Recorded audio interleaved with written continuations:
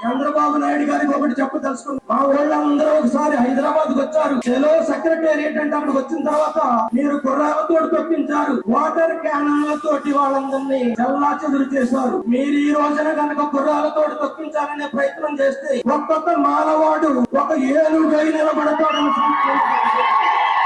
Water క్యానన్లతోటి నువ్వు గనక ఈ జనాన్ని చెల్లా చెదురు చేయాలంటే కృష్ణా నదికి ఉప్పనై ఈ మాల తరంగాన్ని తిరిగి వస్తున్న గుర్తుపెట్టుకోండి.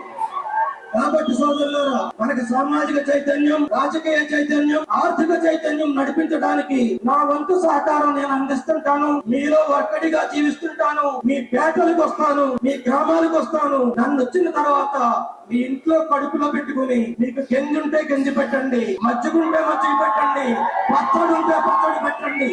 ఈ ఉద్యమాన్ని నిర్మాణం చేయడానికి నేను పూర్తి టైం అంకితం అవుతున్నాను.